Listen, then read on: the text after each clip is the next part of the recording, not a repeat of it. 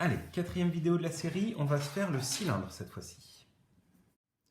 Alors, c'est pas le plus difficile de la série, mais il y a une difficulté particulière, c'est qu'à un moment donné, on va devoir laisser les instruments de géométrie et on va devoir faire des tracés à main levée. C'est très inhabituel en géométrie, mais là, on n'a pas vraiment le choix. Il existe des outils pour tracer des ellipses, mais on n'en a pas à notre disposition.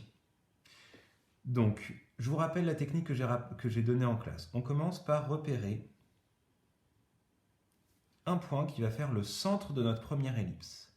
Ensuite, je vais compter un certain nombre de carreaux à gauche. Alors là, c'est vous qui avez le choix. Vous pouvez faire des ellipses de différentes formes. Là, je vais choisir 4 carreaux à gauche et 4 carreaux à droite. Et ensuite, je vais choisir 2 carreaux en haut, 2 carreaux en bas. Il n'y a pas de règle. Par contre, il ne faut pas choisir la même chose à gauche et en haut parce que sinon, ça vous fera un cercle. C'est-à-dire que si vous faites 4 à gauche, 4 en haut, 4 à droite, 4 en bas, en fait, vous allez refaire un cercle qui n'est pas du tout ce qu'on veut faire. Une fois que vous avez fait ces 4 repères, il va falloir les relier de la manière la plus harmonieuse possible. Alors c'est là où c'est vraiment difficile et ça c'est un entraînement que les artistes font pendant des dizaines d'heures. Donc nous, notre but, ça va pas être de faire quelque chose particulièrement artistique, mais essayer de faire quelque chose qui soit le plus joli possible. Et surtout le plus symétrique. Alors vous voyez que je tourne ma feuille au fur et à mesure, ça me permet d'avoir toujours la main qui va être à l'intérieur de l'arrondi, et donc ça va être un petit peu plus facile à faire comme ça. N'hésitez pas, comme je viens de le faire, quand vous voyez que c'est mal parti, à gommer et à recommencer.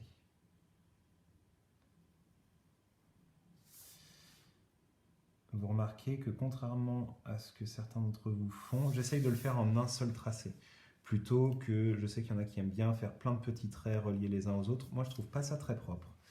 Une fois qu'on a fait ça, on peut regarder. Moi, j'aime bien ces trois-là. Je trouve que cette partie-là, elle me paraît un peu trop plate.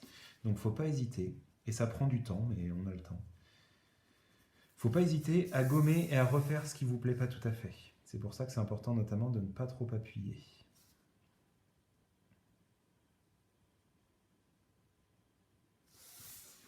Ça me paraît un petit peu mieux. Alors, c'est pas parfait, mais de toute façon, du moment où on fait un tracé à main levée, ça ne sera pas parfait.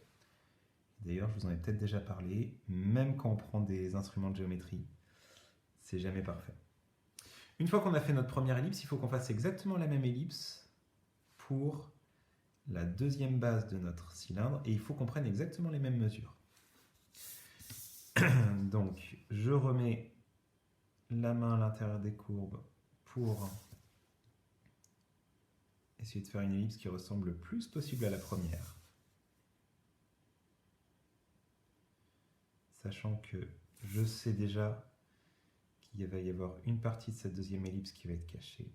Donc je la fais déjà en pointillé. Vous pouvez faire l'essai plusieurs fois, n'hésitez pas, même si vous faites 2 pages d'ellipse, c'est pas grave, c'est un entraînement, vous n'arriverez pas à en faire une belle du premier coup. Celle-là, elle n'est pas parfaite. Après, voilà, je ne suis pas un grand artiste. J'ai pas fait des années d'entraînement sur le tracé d'ellipse, la perspective, etc. Mais je ne vous demande pas non plus quelque chose de parfait. Je vous demande de faire de votre mieux, de vous entraîner un petit peu. Et si vous obtenez un résultat comme ça, je serai très content de vous. Allez, je vous souhaite bon courage. Et je compte sur vous pour gagner cette carte qui n'est pas facile.